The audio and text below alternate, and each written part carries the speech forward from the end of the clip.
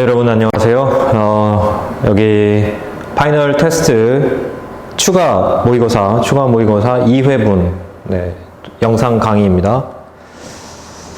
자, 그러면 바로 시작하도록 하죠.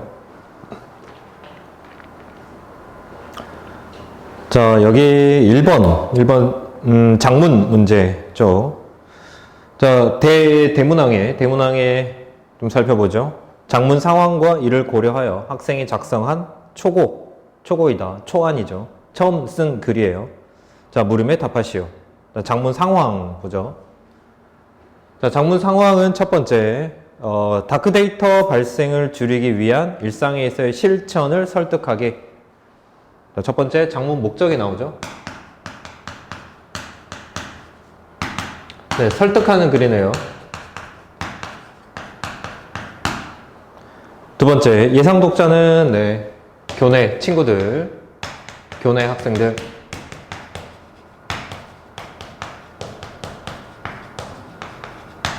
자, 매체, 전달 매체는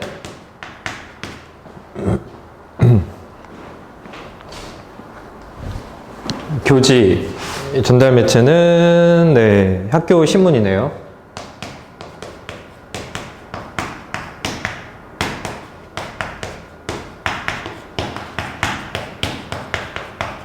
자, 이것들을 체크하는 이유가 말이죠. 여기에서 문제가 이 장문 상황을 보고 문제를 푸는 경우가 있기 때문에 이 장문 상황은 여러분들이 좀 체크를 해 두시는 게 좋을 것 같습니다. 무슨 말이냐면 이게 설득하기라는 글이기 때문에 설득하려면은 어떻게 해야 하는가 이런 문제가 출제될 가능성이 높고요. 그 다음에 두 번째, 독자가 교내 학생들이죠. 그러면 교내 학생들이 예상 독자이기 때문에 학생들이 이해할 수 있는 수준과 학생들의 상황을 적용할 수 있는 그런 내용으로 구성된다라고 하는 것이 포인트가 될 거고요. 그 다음에 매체라고 하는 것은 이것을 전달하는 방법이죠. 그래서 활자로 된 학교 신문이기 때문에 거기에 관련된 문항들도 출제될 가능성이 있습니다. 그러니 장문 문제가 나왔을 때는 여기 나와 있는 장문 목적과 장문 독자, 매체, 즉 장문 상황을 여러분들이 반드시 체크를 한번 해두시는 게 좋을 것 같습니다. 자, 바로 문제로 넘어가죠. 이 문제는 지금 이 장문 상황과는 관계가 없기 때문에 바로 문제로 넘어가겠습니다. 자, 다음은 장문 상황과 이를 고려하여 학생이 작성한 초고이죠. 물음에 답하시오. 1번. 자, 1에서 3 자료 3개가 있는데요. 이 자료 3개를 선별 기준에 따라서 뽑았어요. 그리고 초고에 이것을 반영하려고 해요. 자, 자료 1은 선택하지 않았어요. 자료 1을 선택하지 않은 이유를 이 3가지 기준을 맞춰서 3가지 기준을 고려해서 서술하시오라고 되어 있죠.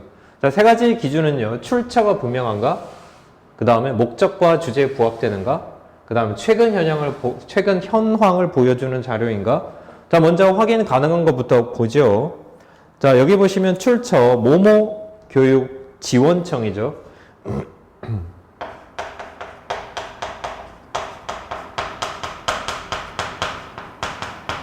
자, 지금 구체적으로 어느 교육 지역 지원청인지 밝히지는 않았지만 지금 동그라미 이렇게 나와 있는 것은 의도적으로 숨겼다라는 것이 아니라 의도적으로 숨기는 경우일 수도 있겠지만 여기에서는 의도적으로 숨기지는 않았고요. 지금 문제를 출제하다가 보니까 구체적인 어떤 자료는 아니지만 이런 상황이라면 가정을 했을 뿐이에요. 가정을 한 상황이라서 이게 지금 어떤 교육지원청인가를 숨겼다라고는 보시면 안 돼요. 근데 가정을 했기 때문에 구체적 이름을 밝히지는 않았어요. 그냥 모모 교육청. 그래서 무슨 말이냐면 결국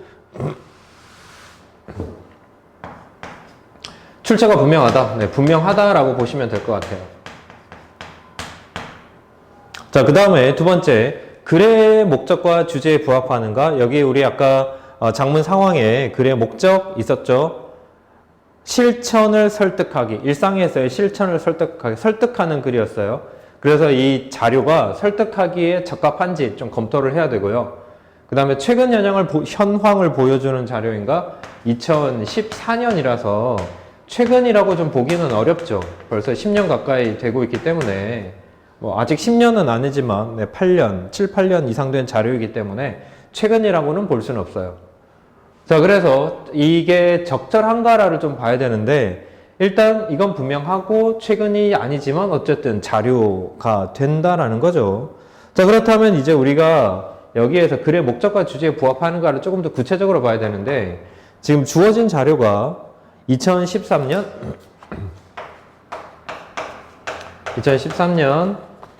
청소년 스마트폰의 과의존 실체.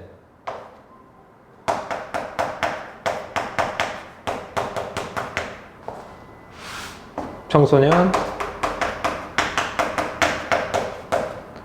스마트폰 과의존 실태.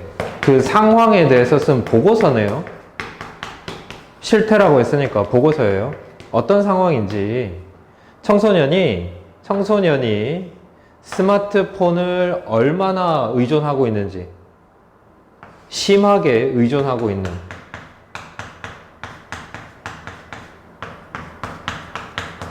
심하게 의존하는 상황에 대한 보고서네요. 자, 제목이 저런 의미가, 저런 주제가 담겨 있죠. 그죠? 자, 그런데 주제를 여기 장문 상황에서, 위에서 장문 상황에서 보시면 다크 데이터 발생을 줄이기 위한 일상에 있어 실천을 설득해야 된다라고 했는데 조금 이 주제적인 면에서 이게 연결이 될지를 좀 고려를 해봐야 돼요. 주제와 연결이 되는지 고려를 해봐야 되는데, 자, 주제와 연결이 되는지를 좀 고려를 해본다면 이제 여기서부터 여러분 풀이 과정이 들어가겠죠. 자, 주제와 연결이 되는지를 확인을 해야 된다면 여러분들이 지문을 읽어 들어가야 되겠죠. 지문 읽기를 해보시면 될 것 같아요. 그래서 지문에서 말이죠. 지문에서 지금 다크 데이터를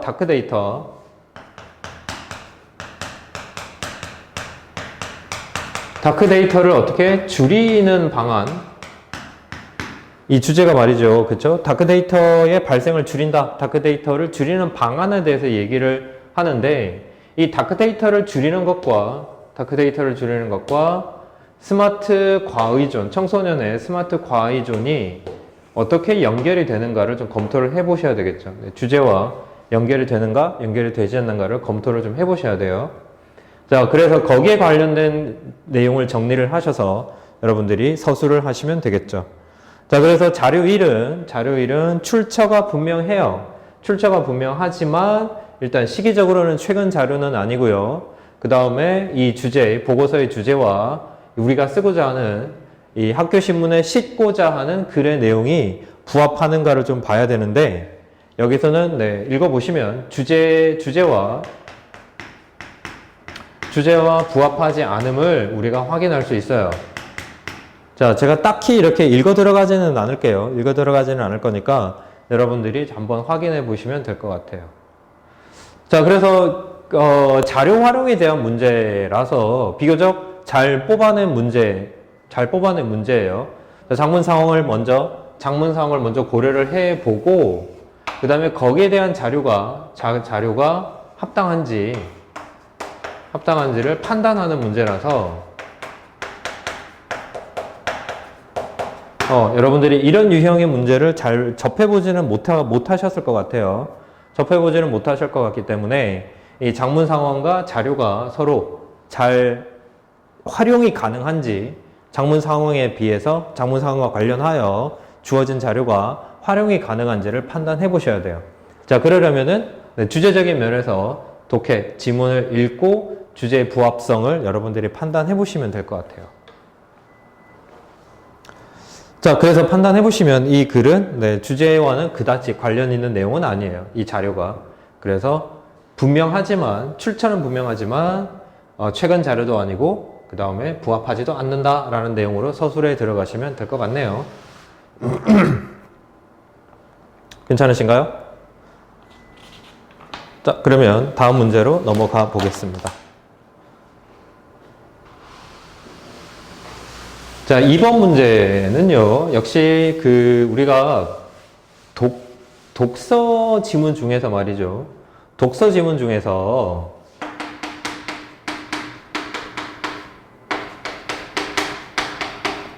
독서 지문의 어떤 유형은 말이죠. 종류. 주제의 종류는 인문사회라든지 뭐 과학기술 이런 것들이 있잖아요. 자, 그것 중에 말이죠. 그것 중에 독서라는 영역이 있긴 있어요. 독서. 그래서 이 독서 영역을 가지고 지금 문제를, 독해 문제를 좀 물어보는 상황인데요. 일단 지금 보시면 가천대에서 예고한 바대로의 그런 상황은 조금 거리가 멀어 보이죠. 그죠? 네. 자, 어쨌든 독서 지문과 관련해서 문제를 확인해 보시는 건데요. 자, 문제가 보기는 성찰록이다. 학생갑의 성찰록. 성찰록은 뭔가요? 성찰하다. 성찰하다니까 네, 일종의 반성문이 되겠네. 그죠? 뭐 학교에서 쓰는 그런 반성문이 아니고요. 자기의 생각을 가다듬고 자신의 어떤 행동을 비판적으로 바라보는 그런 자기 비판에 관한 글이에요. 자, 그래서 갑은 학생 갑의 성찰록이고요. 을의 조언을 듣기 전까지 갑의 독서를 갑이 독서하는 방식을 기억의 비유로, 기억에 나타나 있는 비유로 한번 써보자라고 했어요. 자, 그러면 지문 속에 나와 있는 기억을 좀 보죠. 기억. 책이라고 하는 것은 자, 기억과 관련된 비유예요. 기억의 비유예요. 비유를 확인을 해보죠. 자, 책이라고 하는 것은 한부의 노정기이고, 한부의 노정기? 자, 노정기라는 말은요. 자, 노정은 여정이고요. 여정에 대한 기록. 딱 여행이라고 보기는 어렵지만, 이 필자가 견학이라든지, 출장, 아니면 뭐 야외 수업 등등 어떤 목적을 가지고 말이죠. 목적을 가지고 여행한,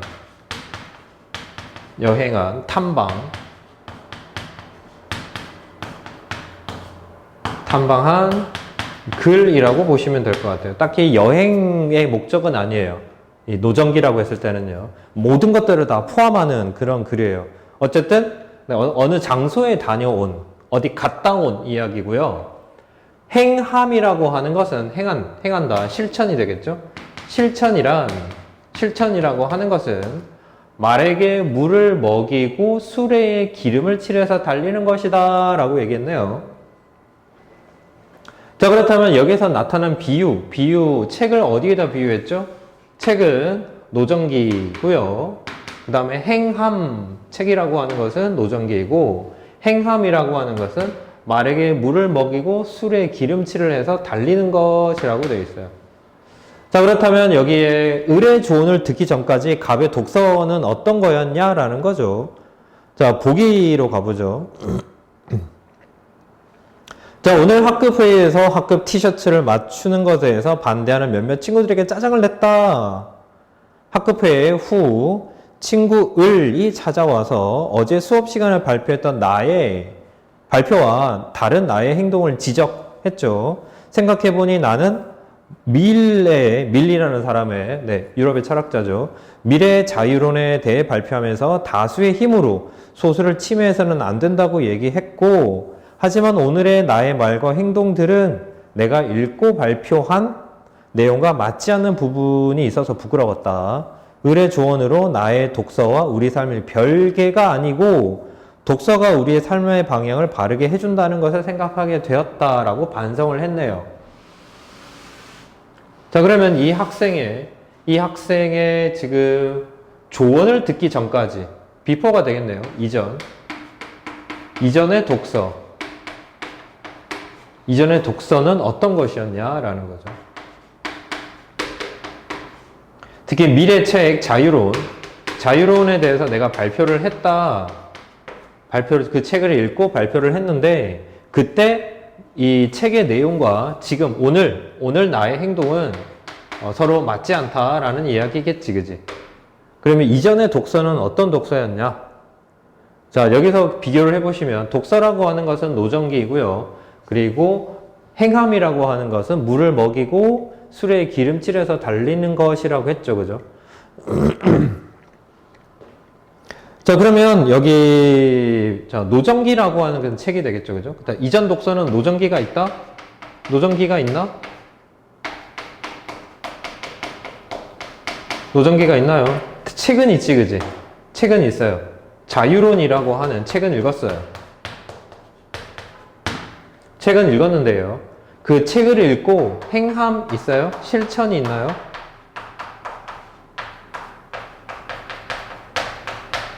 행함이 있음? 행했나요? 다시 말하면 자신의 그 배운 대로, 책에서 읽은 대로 자신의 행동을 했었나? 그건 아니었죠. 다른 친구들에게 짜증을 하고, 짜증을 내고, 또 뭐 그렇게 다수의 힘으로 소수의 자유를 침해한다라는 내용과 맞지 않았지, 그지? 자, 행함이 있었나요? 자, 행함에 있어서 첫 번째, 말에게 물을 먹인다. 그 다음에 수레에 기름을 칠한다. 자, 두 가지를 제시를 하고 있는데요. 자, 그러면 이 의미를 조금 생각을 해보죠. 말에게 물을 먹이고 수레에 기름을 칠한다. 말에게 물을 먹이는 것은 에너지, 쉽게 말하면 힘을 얻고자 하는 거고요. 그 다음에 술에 기름을 칠한다. 그런 것은 굉장히 수월하게, 네, 실천하기 위해서죠. 힘을 가지고서 수월하게 실천하기 위해서예요. 자, 그러면 일단은 이 자유론이라는 책은 있고요. 책은 있고, 자, 말에게 물을 먹인다, 힘을 키운다, 자신의 내면을 쌓는다, 실력을 쌓는다, 실력이나 내면을 쌓는다, 네. 그리고, 그것을 잘 할 수 있도록, 자신의 내면과 실력을 잘 발휘할 수 있도록,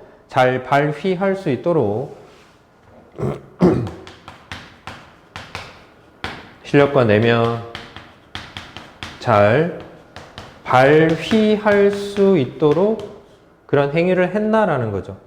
자, 보니까 이 사람이 지금, 지난 시간에 발표를 했잖아, 그지? 갑이 발표를 했어요. 발표를 했기 때문에 자신의 내면이나 실력은 있다고 볼 수 있어요. 그렇지만 술에 기름을 칠하는 것, 실력을 다시 발휘하는 것은 없었다라는 거죠. 알기만 알고 제대로 실천하지는 못했다라는 거예요. 자, 그렇게 본다면 노정기가 있나? 네, 책은 읽었지만, 독서는 했지만, 독서를 하고 어떤 지식적인 면은 갖추었지만, 독서도 하고, 지식적인 면은 갖추었지만, 그거를 어떻게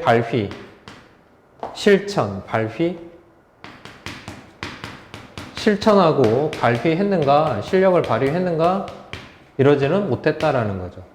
알기만 알고 제대로 실천하지는 못했다라고 썼어요. 네, 그래서 여기에서 기억의 비유에 대해서 쓰라고 했으니까, 여기, 책은 읽었다, 실력은 있고, 지식은 알고 있다, 하지만 자신의 알고 있는 것만큼 실천은 못했다. 이런 이야기로 정리해서 쓰시면 되겠죠. 그렇죠? 네, 지금 해설지는 조금 다르게 나와 있는데요. 그래서 여기에서 보시면, 이 두 가지의 의미를, 말에게 물을 먹이고 술에 기름을 칠하는 것, 이거 두 개의 의미를 조금 다르게 볼 수도 있고요. 이거를 따로따로, 저처럼 이렇게 따로따로 볼 수도 있고요. 아니면 두 가지를 같은 걸로 놓고 볼 수도 있어요. 우리 해설지는 이 두 가지를 같은 걸로 놓고 지금 보고 있기 때문에 굳이 구별을 하지는 않았지만 좀 엄밀하게 쓴다면 이 두 가지를 좀 구별해서 쓰는 것도 네, 좋은 방법이다. 나쁜 방법은 아니다. 괜찮다. 라고 볼 수 있겠습니다. 자, 그래서 비유로서의 독서, 여기서 나와 있는 비유로서의 독서와 관련해서 쓴 글이기 때문에 좀 이렇게 하나하나 검토해 보는 연습을 여러분들이 해보시는 것도 좋은 방법인 것 같아요. 괜찮으시죠?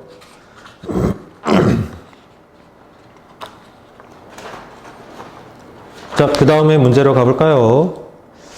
자, 그 다음 문제는 이거 굉장히 많이 우리가, 네, 여러분들이 평소에 EBS 지문을 보시면서 많이 만나보았던 지문이죠.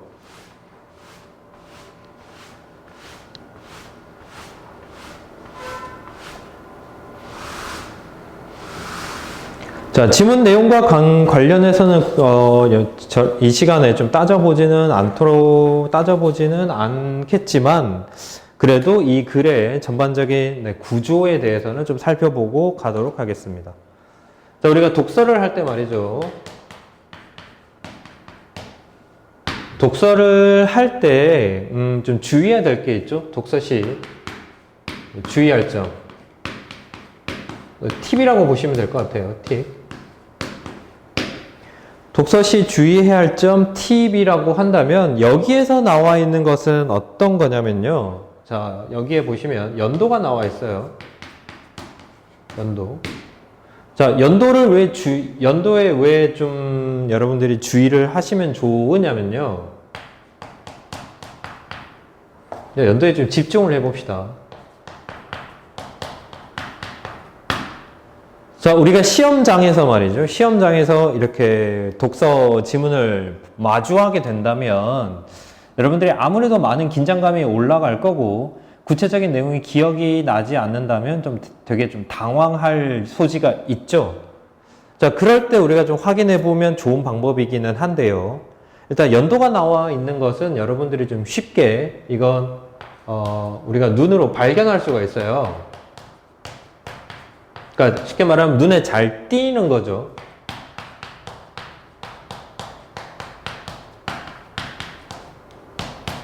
눈에 잘 띄어요.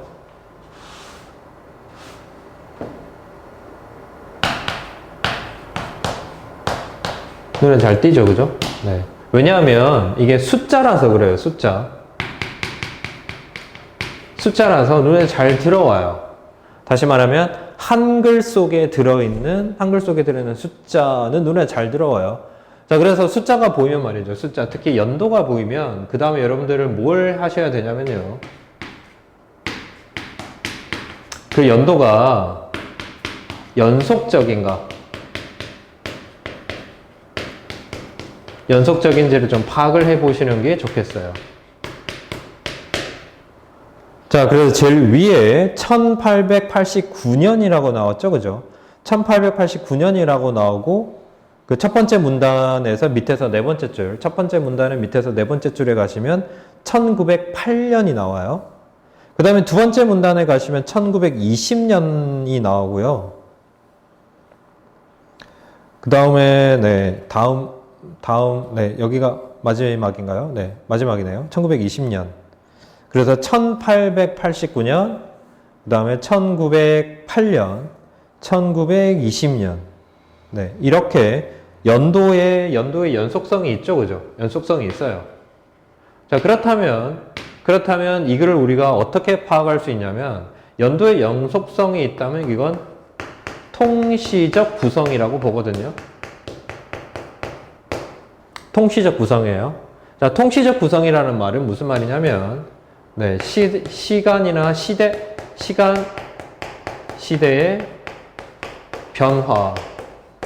변화를 따라간다는 뜻이에요. 시대의 변화를 따라간다. 그러면 여기에서 우리가 이런 읽기에서는요, 이렇게 시간이나 시대의 변화를 보여주는 통시적 구성이라고 한다면, 여러분들이 챙겨 놓으셔야 될 것은 바로 변화 양상이에요. 아니면 발전의 양상.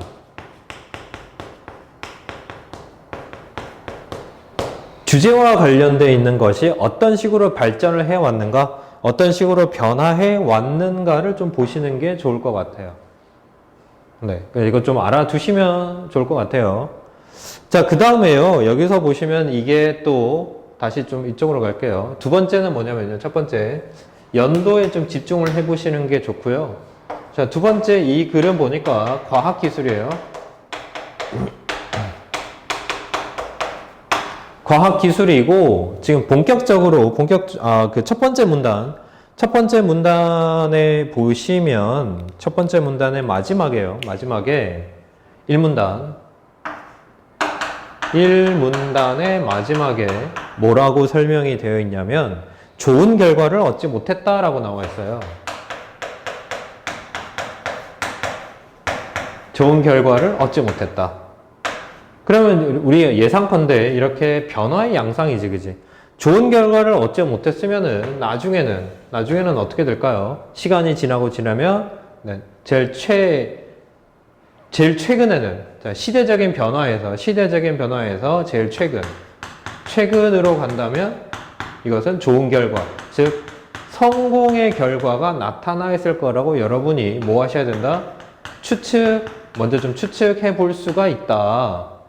네, 이런 것들을 알고 있다면 통시적 구성은 변화 발전의 양상이다 라는 걸 알고 첫 번째 문단에서 좋지 못한 결과였다, 그러면 성공적인 결과였다 라는 것이 나올 거다 라는 걸 우리가 짐작할 수는 있겠죠.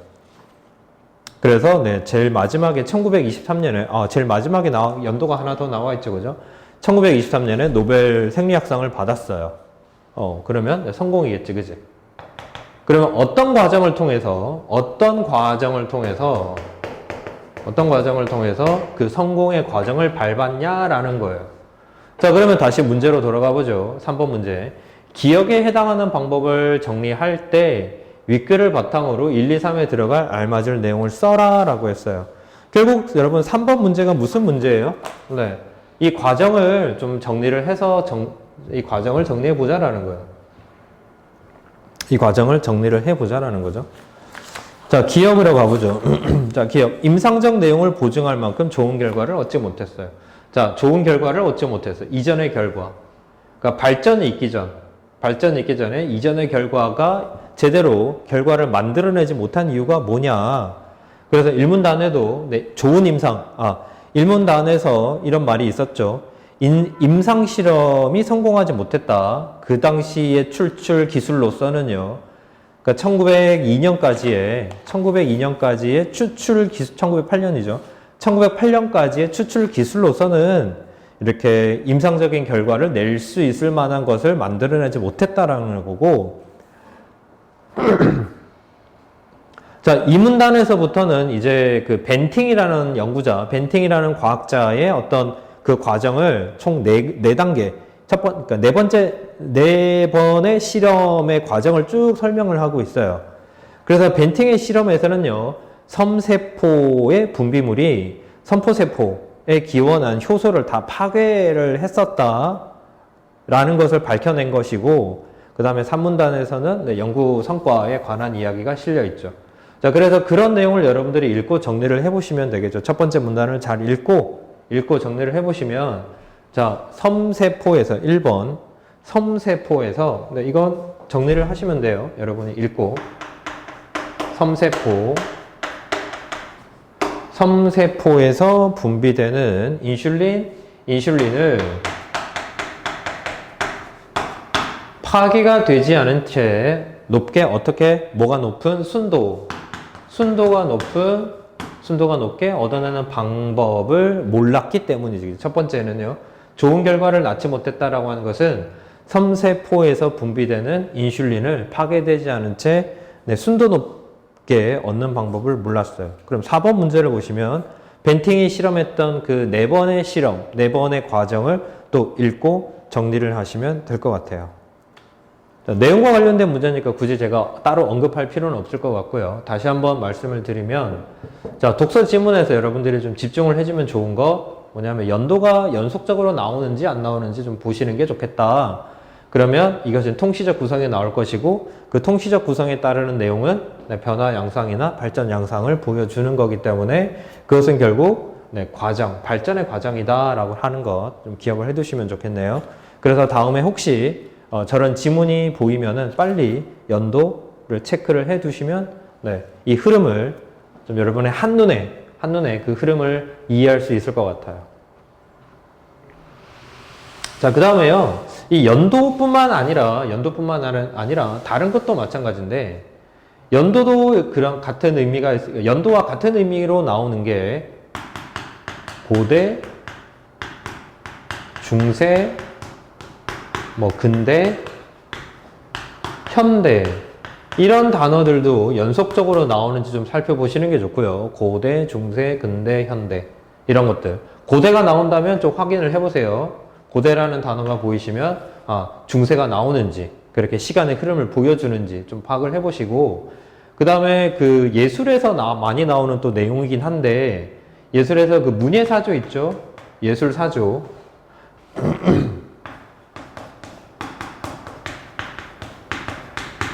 뭐 고전주의,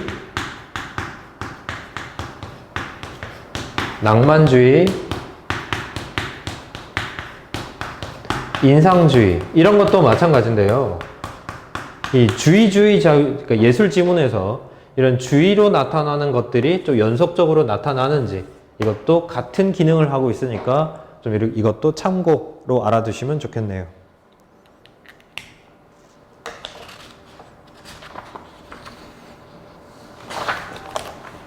자, 그 다음 문제로 가볼까요? 4번 문제예요.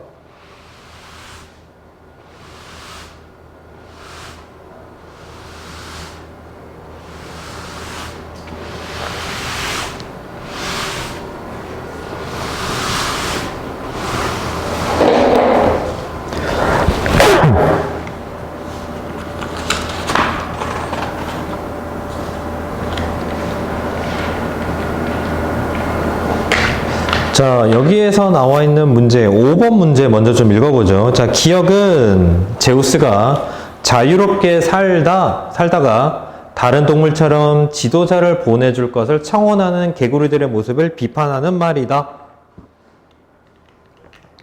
자, 지금 이 강의는 말이죠. 강의는 여러분들이 지문의 내용을 잘 모른다라고 하는 전제에서 가는 강의예요. 지문의 내용을 모르고 지문의 내용을 잘 모르고 현장에서 어떻게 대응할 것인가.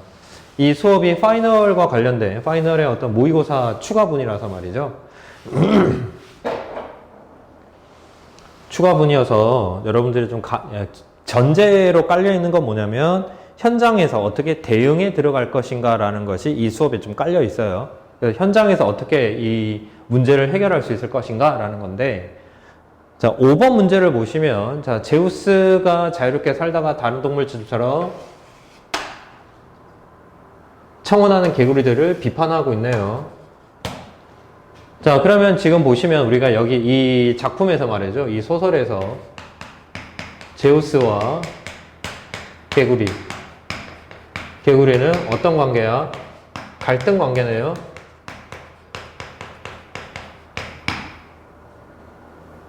비판하고 있다고 했으니까 제우스가 개구리들을 비판하고 있네요. 제우스가 개구리를 비판하고 있어요. 그러니까 이 둘 관계는 갈등 관계라는 것을 알 수 있어요. 자, 윗글에서 기억이 구체화된 문장, 그러면 제우스가 뭐라고 비판을 하고 있는데, 자, 기억, 노예 근성이라고 비판하고 있죠, 그죠?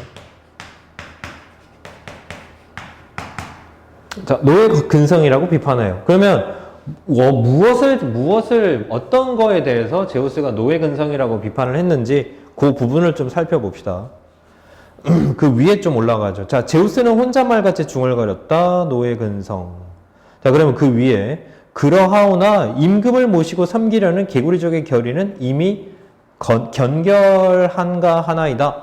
자, 개구리가 뭐라고 얘기했니? 임금을 모시고 섬기려는. 자, 노예 근성이다. 이렇게 한번 보죠. 제우스가 노예 근성이라고 얘기했죠. 그러면 무엇에 대한 반응이었니? 개구리가 그 전에 뭐라고 얘기했니? 임금을 모시고 섬기려는. 임금을 모시고 섬기려는 결의, 우리의 개구리의 결의는 견고하다. 거기에 대해서 제우스는 지금 노예 근성이라고 비판을 했어요. 여기에 대해서. 야, 노예 근성이다. 그거는 임금을 모시고 섬기려고 하는 그게 바로 노예 근성이다. 라고 얘기했어요. 자, 그럼 조금 더 앞에 볼까요? 자, 얼룩이가 진땀을 앞발로 씻으면서 말했어요. 자, 그 위에 보시면 어리석은 생각은 하지 마라 라고 했죠. 자, 그러면 그 위에 다음 앞 페이지에 가보시면, 앞 5쪽에 가보시면, 자, 제우스가 이렇게 말하죠. 너희들 같이 어리석은 자의 눈에는 무질서로 보인다. 너희들 같이 어리석은 자들에게 무질서로 보인다. 어리석은 자들에게는 무질서. 그러면 어리석지 않은 자들에게는 그것은 질서라는 의미가 나타나겠지, 그지? 자, 그리고 그 뒤에는 더 높은 질서가 있다. 이걸 좀 생각을 해보죠. 자, 무질서 뒤에는 더 높은 질서. 더 높은 질서가 있다라고 얘기했어요. 자, 그러면 이게 뭐가 무질서냐? 뭐가 무질서냐? 좀 위에 계속 올라가서 찾아보시면, 자, 개구리가 이렇게 말해요. 자기들이 질서가 없다. 불편함보다는 질서가 없는 것을 걱정합니다. 그랬더니 제우스가 질서? 무슨 질서 말이야? 상하, 예의 범절도 없이 제멋대로 날뛰는 이 현상이 어찌 탄식하지 아니하오리까? 이런 뜻이에요. 억센 힘으로 가련한 이 무질서, 군중들을 꽉 틀어쥐고, 힘으로 군중을 틀어쥐고, 질서와 단계를 세워가는 통치를 할 군주를 갈망하는 것은 가뭄의 비를 기다리는 심정인가 하나이다. 자, 그 앞에 개구리가 뭐라고 얘기했나요? 자, 힘을 가지고 통치할 수 있는, 힘을 가지고 통치하는 그것이 필요하다. 힘을 가지고 통치할 수 있는 것이 필요하다. 그랬더니 제우스가 어리석은 자들에게 무질서는 무질서으로만 보인다. 하지만 더 높은 질서를 알지 못한다. 그 뒤에 더 높은 질서가 있음을 알지 못한다. 그랬더니 개구리가 아니, 임금을 모시고 섬기려고 하는 태도가 잘못? 야, 노예 근성. 이렇게 갔네요. 자, 그러면 결국은 자, 제우스와 개구리의 어떤 입장 차이가 보이죠. 입장차. 자, 뭐가 입장인가요? 뭐에 대한 입장차죠? 왕. 통치자에 대한 입장 차이가 있죠. 그죠? 개구리는 뭐라고? 필요하다. 왜? 무질서가 있어서. 지금 개구리 사회는 너무 무질서하다. 그래서 필요하다. 근데 제우스의 입장에서는 그건 노예 근성이다. 왕을 바라는 것은 그건 노예 근성이다. 왜? 그 뒤에 무질서는 무질서라고 하는 것은 무질서가 아니다. 그건 바로 질서이면서 더 높은 질서다라고 얘기를 했어요. 무질서라고 하는 것은 무질서는 어리석은 자들에게 무질서로 보이지만 그것은 더 높은 질서. 자, 우리가 구체적으로 더 높은 질서는 잘 모르겠어요. 하지만 네, 제우스가 봤을 때는 무질서로만 보이는 것이 아니라 개구리의 눈에는 그게 무질서로 보이겠지만 제우스의 입장에서는 그게 무질서가 아니다. 그것은 더 높은 질서를 보여주는 것이다 라고 얘기를 한 거죠. 자, 그러면 여기 갑시다. 그래서 다시 한번 문제로 가보죠. 자, 기억이 구체화된 문장, 노예 근성이 구체화된 문장이니까요. 자, 노예 근성이 잘 드러난다? 구체화되었다? 구체화됐다라는 말은, 자, 제우스가 봤을 때는 노예 근성인데, 개구리가 봤을 때는 그것은 통치자지, 그지? 자, 통치자가 구체화된 문장.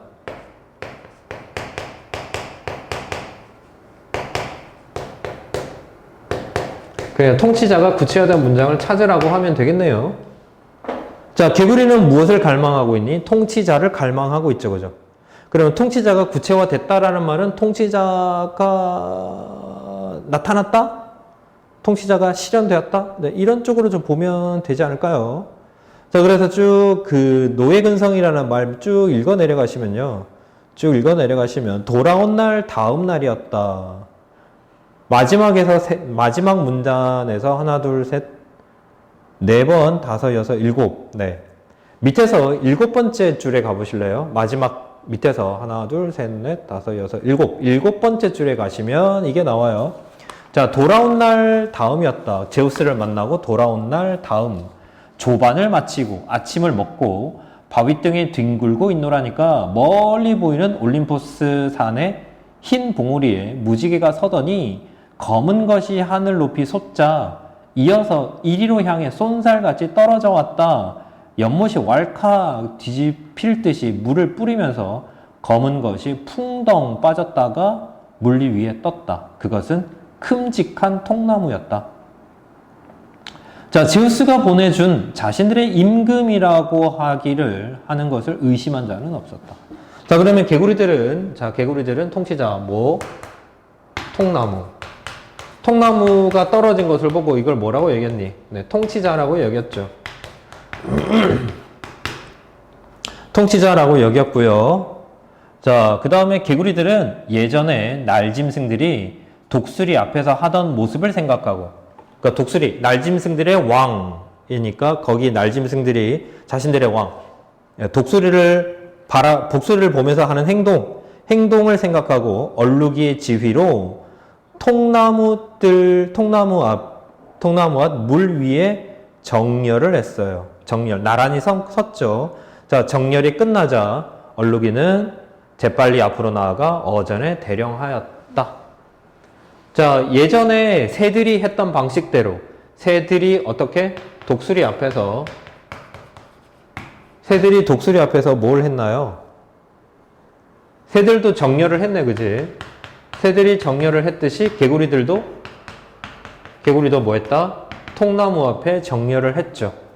자, 그러면 이게 노예근성인가? 제우스가 바라봤던 무질서한 것만 바라보고 더 높은 질서를 보지 못했던 그런 노예근성이 구체적으로 나타났던 모습은, 네, 통나무 앞에 가서 마치 왕이 오신 것처럼 정렬을 하고 서 있는 그 모습이네요. 자, 그러면 구체화된 문장은 개구리들은 예전에 날짐승들이 했던 그것을 따라가지고 통나무 앞에 정렬을 했다. 이 부분이네요. 네, 개구리들은 첫 번째 어절은 개구리들은이 되겠고요. 예전에 날짐승들이 어쩌고저쩌고 쭉 그 문단의 마지막 정렬하였다. 그래서 개구리들은 정렬하였다. 어리석은 모습이 나타났죠. 그죠? 자, 노예근성이라고 하는 거 다시 한번 정리를 하자면 이제 여기에서 말하는 노예근성이라고 하는 것은 어리석은 모습이다 라고 생각하시면 되겠네요.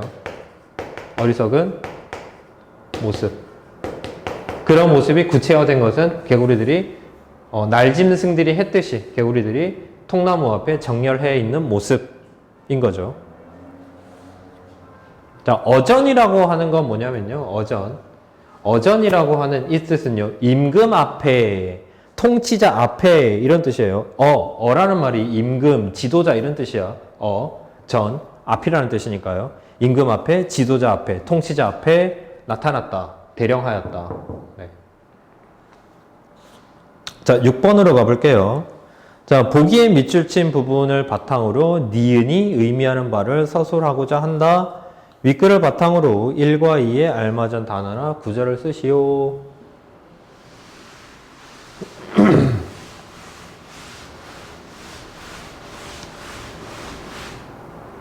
자, 보기에 나와 있는 것은 말이죠. 지금 보기에 나와 있는 것은 이 표현법에 관련된 내용이거든요. 이 작품은 의인화가 되어 있어요.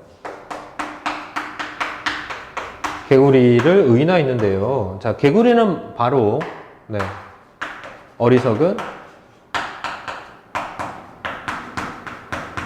어리석은 민중을 뜻해요. 어리석은 민중. 네. 다시 말하면 그 통치자가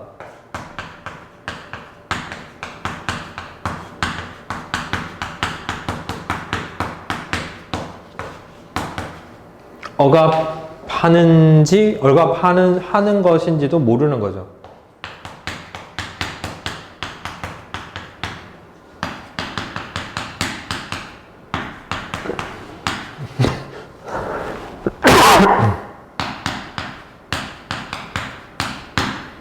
통치자가 자신들을 억압하고 있는 줄도 모르는 그런 사람들을 의인화했어요. 자, 그래서 의인화라고 하는 것은요, 가치가 실현되는 세계를 구현하기 위해서 이상적인 인간상을 제시하는 경우도 있고요. 긍정적으로, 네.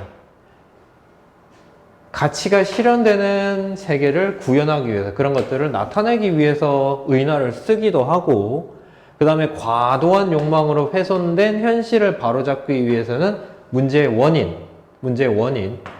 원인에 대한 비판적 시선을 나타내기도 해요. 자, 문제의 원인을 나타내기도 해요. 비판적 시선. 자, 그러면 이 작품은 어떤 가치가 실현되는 구체적인 것을 표현한 것이 아니라 과도한 욕망으로 훼손되어 있는, 그런 훼손되어 있는 현실을 바로잡기 위해서 비판적으로 보고 있어요. 비판적으로 보기 위해서, 이 의인법을 썼는데, 결국 그거는요, 결국은 이런 것을 우리가 뭐라고 얘기하면 풍자예요. 풍자. 네, 현실을 바로잡기 위해서 문제의 원인을 이런 식으로 비유법을 통해서, 의인화를 통해서 보여준 것은 풍자라고 볼 수 있죠. 그래서 이 작품은 풍자예요. 자, 제우스가 개구리들의 결의를 니은 의식의 비극이다. 자, 니은 의식의 비극. 자, 무슨 말인지 잘 모르겠죠, 그죠? 모르겠어요. 일단 가봅시다. 의식의 비극이라고 비난이라고 얘기했네, 그치? 비난. 그러면 이 뜻은 좋은 뜻이다, 나쁜 뜻이다? 그렇게 좋지 않은 뜻이다. 나쁜 의미를 가지고 있다. 부정적인 의미를 가지고 있어요. 자, 그렇게, 의식의 비극이다라고 한 것은 보존되고 있는 가치, 무엇이 인간의 무엇에 의해 훼손되었네요. 인간의 욕망으로 훼손되었네. 자, 그러면 2번에 들어갈 수 있는 단어는 일단 욕망이라는 단어 먼저 생각을 해둡시다. 아직 답을 적는 건 아니에요. 욕망이라는 단어를 여기에서도 이렇게 과도한 욕망으로 훼손됐다고 했으니까, 그쵸? 여기에 따라서, 여기에 욕망이라는 그와 유사한, 욕망이라는 관련된 단어, 욕망과 관련된 단어가 들어갈 것이다. 라는 것을 우리가 좀 생각은 할 수 있겠죠. 자, 이번에는 욕망과 관련된 단어이고, 자, 보존되고 있는 가치, 개구리들의 결의를 의식의 비극이라고 했고요. 부정적인 의미로서 비판을 했고요. 그것은 보존되고 있는 가치, 이게 의식의 비극이라고 하는 것이 부정적인 의미로 갖고 있는데, 지금 보존되고 있는 가치라고 하니까 이건 긍정적인 의미가 되겠네. 맞죠? 긍정적인 의미.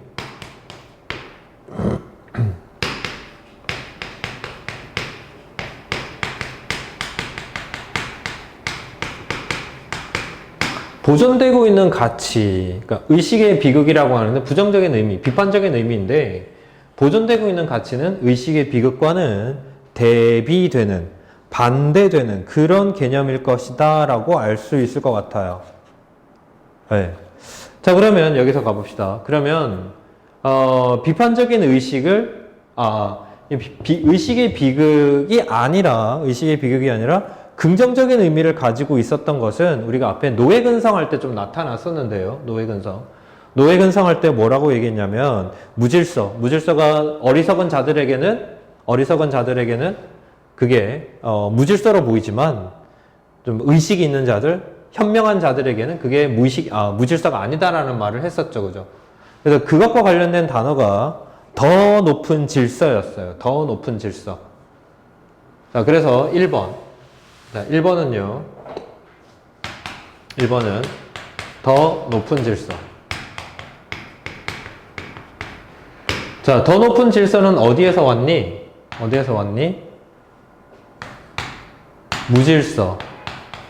무질서가 아니었지, 그지? 무질서가 아니라는 것. 그리고 문제의 원이 개구리들의 결의를 어떻게? 니은, 의식의 비극이라고 했죠, 그죠? 의식의 비극.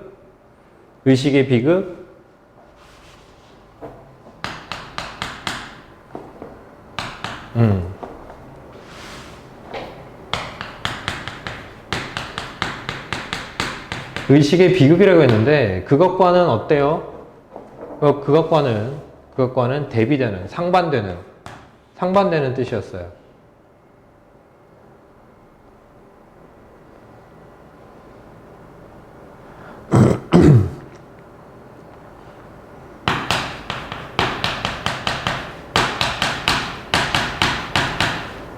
그러면 이 무의식의 비극은 결국 무슨 말이냐면요. 의식이 없다, 개념이 없다, 생각이 없다.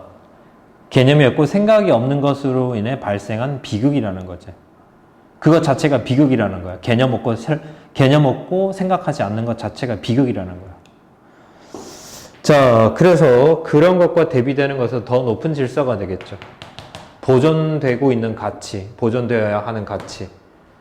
무의식의 비극이 아니라 더 높은 질서를 보여주는 것. 그것이 더 높은 질서가 인간의 무엇에 의해 훼손되고 있나?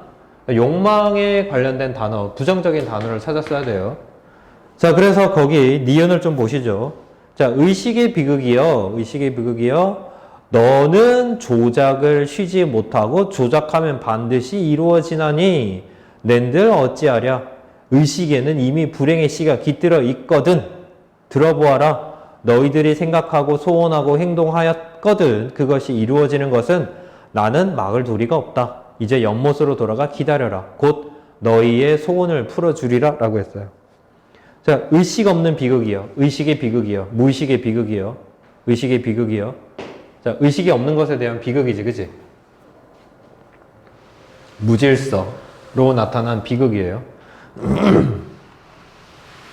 자, 그러면 부정적인 단어 뭐라고?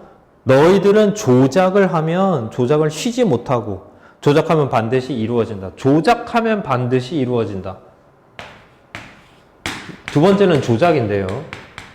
이 조작이라는 말은 결국 무슨 말이냐면요. 조작이라는 말은 그 사람들의 욕망이에요. 조작. 의도. 자, 너희들의 의도는 반드시 이루어지나니. 너희들은 조작을 쉬지 못하고, 욕망을 멈추지 못하고, 욕망을 그만두지 못하고, 의지를 그만두지 못하고, 의도를 그만두지 못하고. 자, 다 부정적인 뜻이에요. 한 번 마음 먹으면, 그 마음은 어디서 발현된 마음이야? 무의식, 의식이 없는 것에서. 의식의 비극에서부터 비롯된 거지. 비극에서부터 비롯되었으니까 그것은 불행한 욕망이 되겠죠. 자, 그래서 조금 어려웠던 문제예요. 어려웠던 문제인데, 자, 여기에서 여러분 충분히 이거를 잘 읽어보시고, 자, 같이 맞춰가지고 보시면 될 것 같아요. 과도한 욕망으로 훼손된 현실을 바로잡기 위해서 비판적 시선을 보여주고 있다. 풍자하고 있다라는 건 이해를 했고요. 자, 개구리들의 결의를 뭐라고 비난했죠? 자, 의식의 비극이라고 비난했죠. 그죠? 의식의 비극이라고 비난한 것은 보존되어 있는 가치, 보존되고 있는 가치, 의식의 비극과 상반되는 것, 더 높은 질서, 무질서 뒤에 숨어 있는 더 높은 질서가 보존되고 있는 가치죠. 그것이 보존되고 있는 가치, 더 높은 질서가 인간의, 그래서 욕망이라는 단어를 넣어도 되는데, 이 작품에서 찾아 쓰라고 했기 때문에 욕망과 관련되어 있는 단어는 뭐다? 조작인데, 조작인지 아닌지는 어떻게 알 수 있다? 조작하면 반드시 이루어지나니. 여기에서 좀 힌트를 얻어낼 수 있을 것 같아요. 조작하면 반드시 이루어지나니. 그러니까 욕망과 의지, 의도 이런 것일 수 있겠죠. 자, 그래서 이것이 구체적으로 어떤 뜻인지 다시 한번 여러분들이 정리를 해두시면 좋을 것 같아요. 이 풍자 작품이라서 조금 어려운 내용이긴 한데요. 자, 그러면 결국은 뭐냐면요. 자, 개구리들이 바라는 질서, 개구리의 질서 정리를 해볼게요.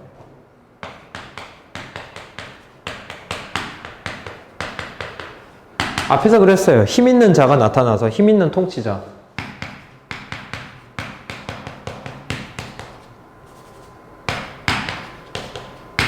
통치자가 나타나서 무엇을?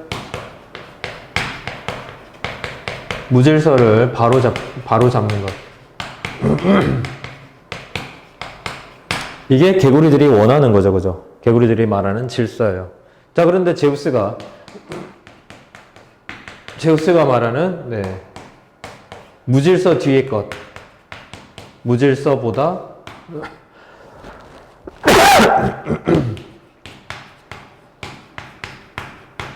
더 높은 질서.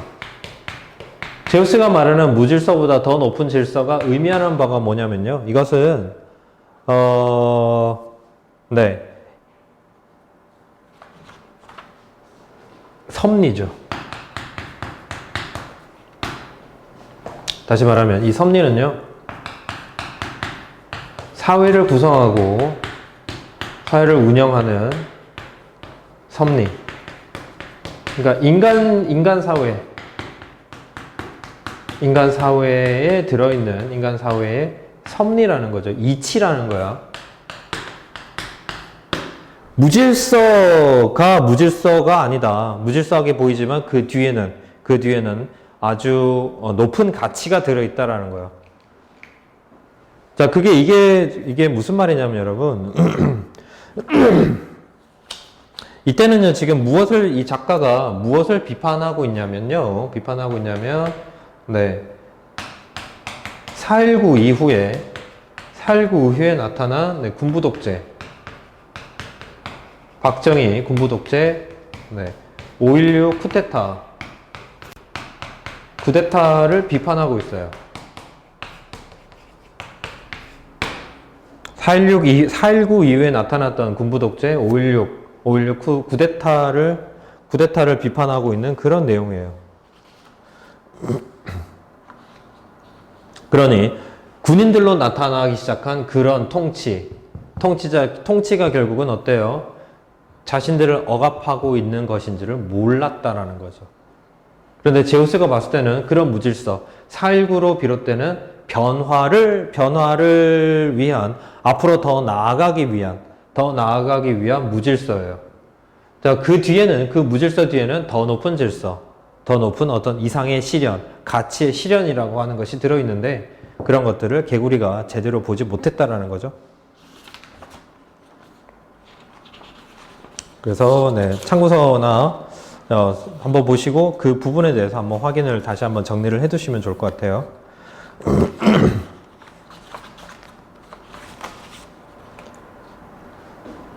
자, 그 다음에 7번으로 가죠.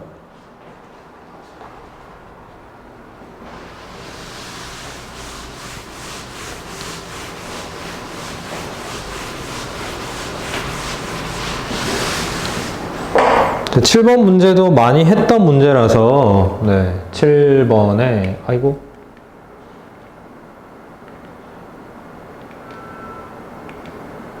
7번 문제, 네. 행위의 주체를 어떻게 보느냐에 따라 특정 시구나 시행에 대한 해석을 다르게 할 수 있다.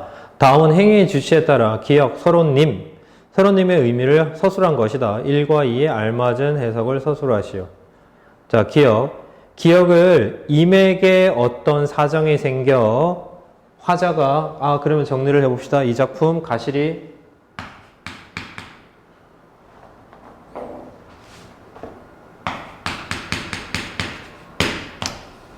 자, 고려가요인데요. 자, 이게 한글로 되어 있어가지고 여러분들이 읽어 들어가기가 그렇게 좀 어려운 부분은 아니에요. 가실이 있고 나난 지금 여기가 빠져 있는데 여기 프린트에 나난 제일 마지막에 가실이 있고 발이고 가실이 있고 난 이 부분이 빠져 있네요. 난이 빠져 있네요. 근데 이거 크게 뭐 중요한 부분은 아니에요. 왜냐하면 이게 후렴구라서요. 후렴구라서 중요하지는 않아요. 자, 그 다음에 밑에 리고 가 밑에 이게 빠졌어요. 아래야. 아래야 바리고 가실이 있고 바가 빠졌어요. 바리고는 버리고요. 날 버리고 가십니까? 날러는 어디 살라 하고 날러는 어디 살라 하고 아래야가 빠졌네요. 아래야 하 빠졌고요. 날러는 어디 살라 하고 역시 바리고 가실이 있고 나난 이 부분이 빠졌죠. 날 바리고 가실이 있고 나난 위즐증과 대표성대. 그 다음에 잡사와 여기도 빠졌네요. 잡사와 아래야 사예요.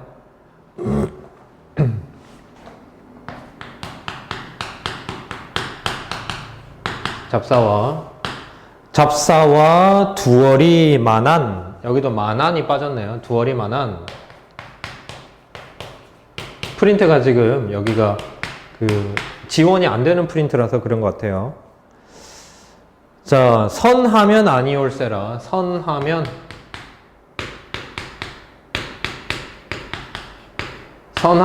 아니올세라. 서로님 보내 옵나니 선에 서로님 보내 옵나니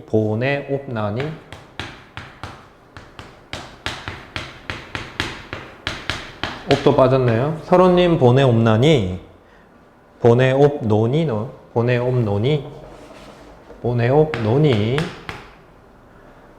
아 미안해요. 보내 옵이 아니죠.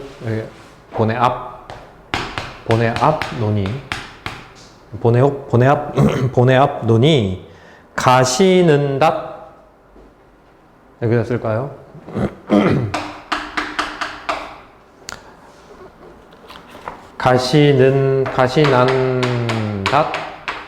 가시난다 도셔 오소셔. 네. 가시는 듯이 돌아오세요. 제일 마지막에 나난. 위에도 나난, 밑에도 나난. 보내 옵노니. 아, 밑에 거만. 네. 서로님 보내 옵노니 나난. 보내 옵노니 나난. 가시난닷 도셔 오셔셔 나난. 예요. 나난 모두 다 후렴구예요. 자, 기억을 임에 대한 기억. 서로님. 자, 서로님 가보죠. 서로님. 자, 그러면 역시 여러분, 구체적인 의미가 해석이 잘 안 된다 하더라도 말이죠. 대략적인 의미는 이해할 수는 있겠죠. 그죠? 버리고 가십니까? 날러는 나에게 내가 어떻게 살라 하고 버리고 가십니까? 잡사와 두어리 말하는 잡으면 둘 수 있겠지만 옆에 둘 수 있겠지만 선하면 서운하면이야. 선하면 아니올세라. 선하면 오지 않을 것 같아요. 오지 않을 것 같아서 오지 않을까봐 서로님 보내옵나니 설온님 보내옵나니 가시난닷 가시자마자 돌아오세요 라는 뜻이에요. 자, 기억을 임에게 어떤 사정이 생겨가지고 화자가 어쩔 수 없이 임을 보내는 상황으로 본다면 자, 서로님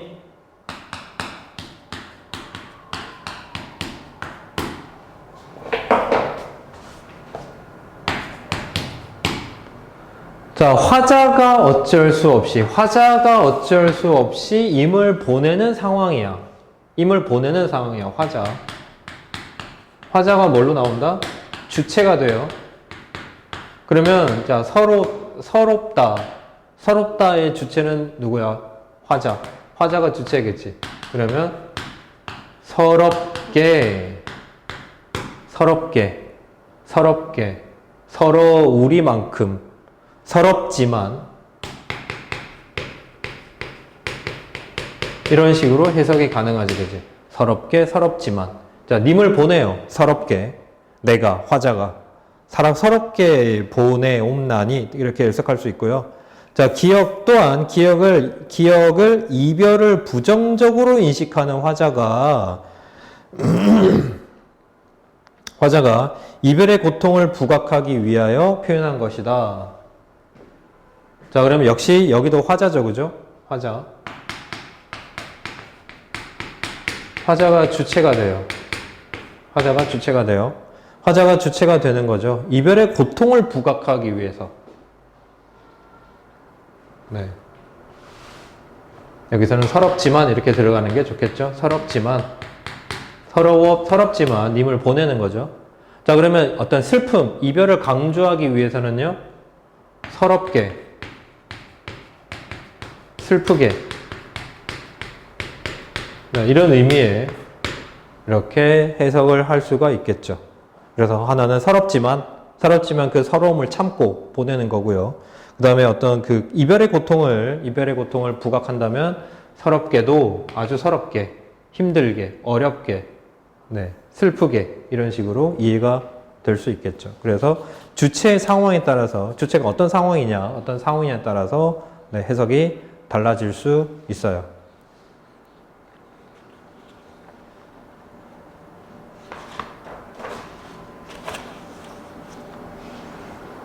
자, 그 다음에요. 그 다음 문제를 좀 볼까요? 자, 윗글은 행정행위의 종류에 따른 사법시험 결과의 차이를 설명하고 있어요.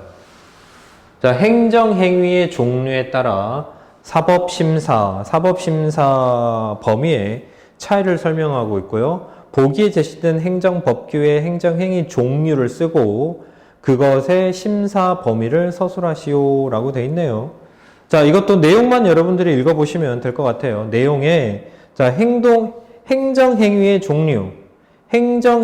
종류에 대해서 두 가지를 들고 있어요. 자, 하나는 네, 재량행위가 있고요. 볼까요? 두 번째 문단에 가보죠. 자, 이때 B를 해야 한다와의 경우처럼 법규상 요건이 충족되면 행정청이 반드시 어떤 행위를 해야 하는데 이를 기속행위라고 부르고요. 행정행위의 종류 첫 번째 기속행위, 두 번째 기속행위라는 것이 있고 그 다음에요 재량행위가 있죠.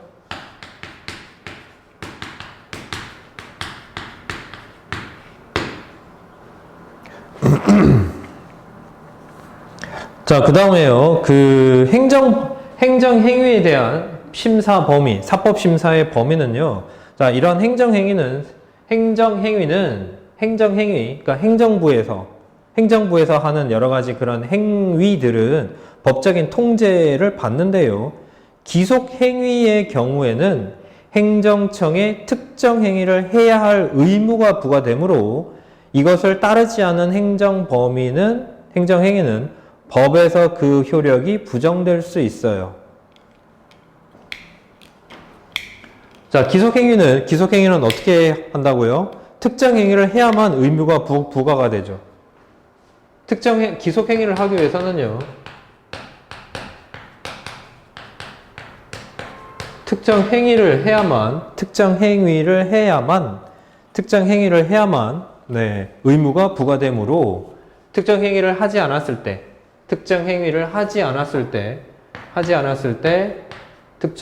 해야만 하니까 특정 행위를 하지 않았을 때 행정행위는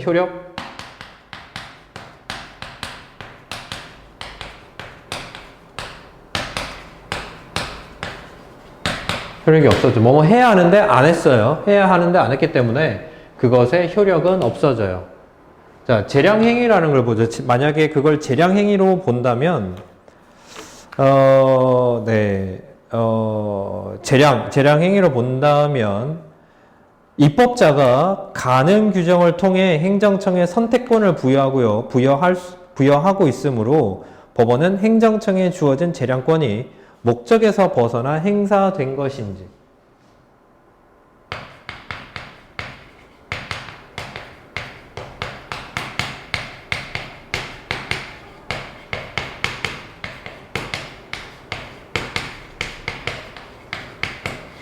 하는지 판단하면 되겠죠. 자, 그래서요, 여기 8번에 보시면, 8번에 이 의료법이 있는데요. 자, 59조 1항에 가봅시다.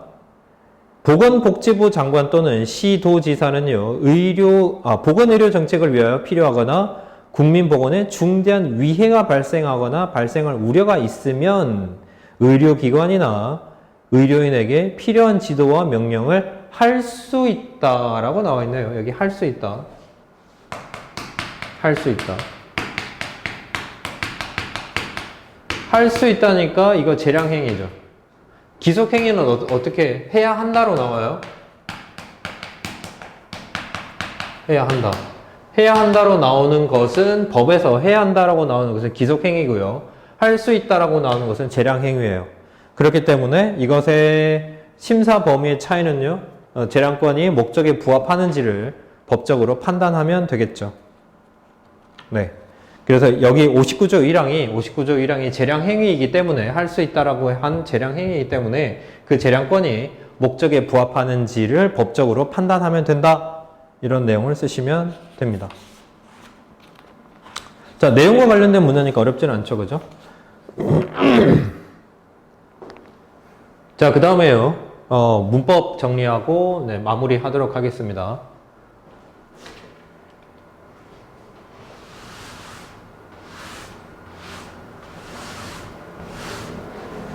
자, 이 부분 조금 설명이 길어질 것 같은데요. 자, 합성어. 합성어라고 하는 것은 합성어. 자, 개념 정리할게요. 합성어라고 하는 것은 복합어.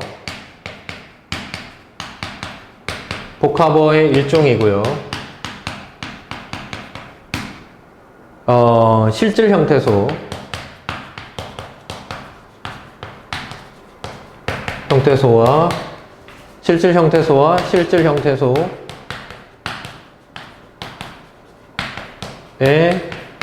결합으로 이루어진 단어예요. 실질 형태소와 실질 형태소. 실질 형태소와 실질 형태소로 이루어진 단어인데, 다시 말하면 어근과 어근. 그러니까 의미를 가지고 있는 부분, 실질 형태소잖아요. 그죠?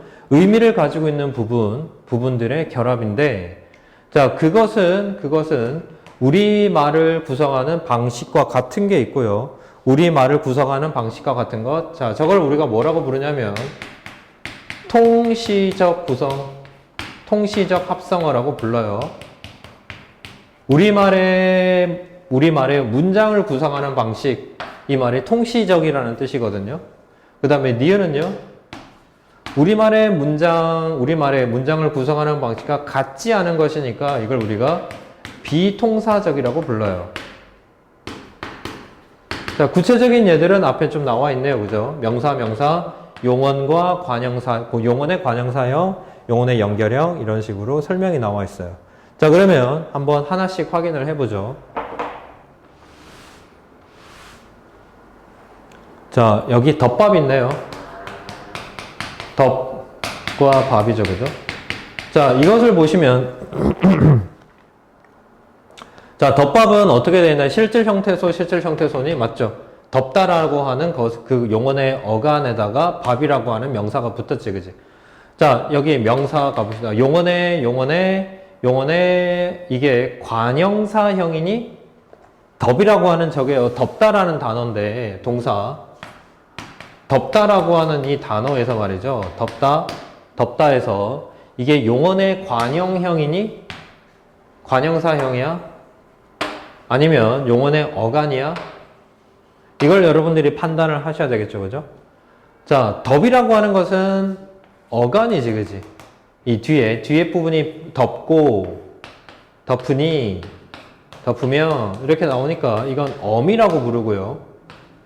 어미. 이 앞에 부분을 우리가 어간이라고 부르죠. 그래서 용언의 어간이 들어왔고 뒤에 명사가 들어왔어요. 어간과 명사가 들어왔으니까 그건 비동사네, 그지? 비동사예요. 자, 그러면 참고로 용언의 관형형이 뭐냐?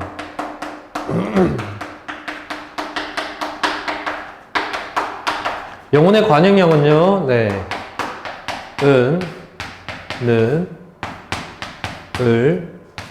던 이런 말이 붙어 있는 거예요. 그래서 먹는,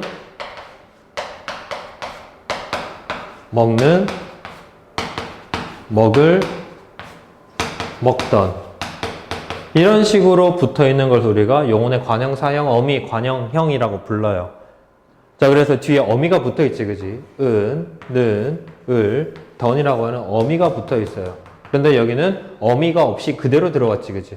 덥다와 덥다 뒤에 어미 없이 이런 어미들이 없이 어미가 없이 그대로 들어왔기 때문에 용언의 어간 플러스 명사, 그러니 우리말의 문장 구성과 달라요. 하지만 그런 단어를 쓰고 있어. 비동사라고 부르고요. 그 다음에 건널목을 가보죠. 자, 건널목을 가봅시다. 자, 이 두 단어는 건너다, 건너다와 목이라는 단어가 붙었지, 그지? 그럼 여기 봐요. 건너다에 리을이 붙어 있네. 어미 리을 여기 붙어 있죠, 그죠? 건널목이니까 얘는 통사네. 맞죠? 여기 용언의 관형사형이 들어왔지, 그지? 용언의 관형사형이 들어왔으니까 건널목은 통사고요. 자, 뛰놀다 가봅시다. 뛰와 놀다지. 자, 여기 뭐만 들어왔니? 어간만 들어왔네. 어간만 들어왔고요. 뒤에 놀다 이것도 용언이지, 그지? 그래서 뛰놀, 용언과 용언의 어간, 용언과 용언의 어간이 들어왔으니까 이건 비동사가 되겠죠? 마지막 들어가다 가봅시다. 들어가다. 자, 여기는 뛰어놀다 라고 말할 수 있는데 어가 없는 상황이고요. 근데 여기는 어가 들어왔네, 그지? 어가 들어왔으니까 자, 용언의 연결형, 그리고 용언의 어간이니까 이건 통사가 되겠죠. 자, 이렇게 여러분들이 이해하시고 풀어보시면 돼요. 그래서 여기서 여러분들이 알아놓아야 될 게 뭐냐면 용언의 관형사형, 용언의 연결형, 네, 그 다음에 용언의 어간, 이런 것이 무슨 의미인가, 이런 것들을 여러분들이 정리를 해두시면 좋은데, 자, 조금 헷갈리죠, 그죠? 그래서 크게 적용이 되는 것만 정리 좀 해볼게요. 자, 그래서 통사라고 했을 때는 말이죠. 통사적 합성어라고 했을 때는 자주 출제되는 것이 이거예요. 용언의 어간은 들어가 있고요. 용언의 어간이 들어가야 돼요. 용언의 연결형, 용언의 관형사형 같은 단어야. 용언의 연결형이나 용언의 연결형. 그러니까 용언의 어간 뒤에 어간 뒤에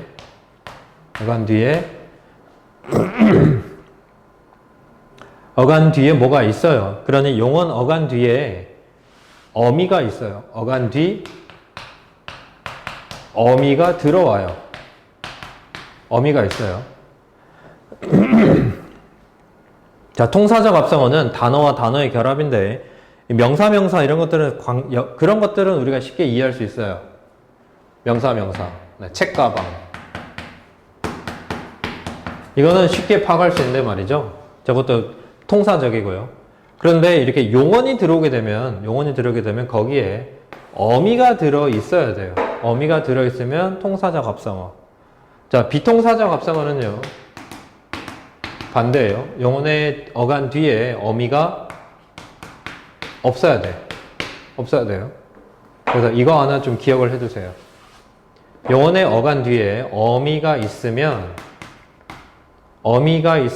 우리가 그걸 통사적 합성어라고 부르고, 어미가 없으면 비통사적 합성어라고 불러요.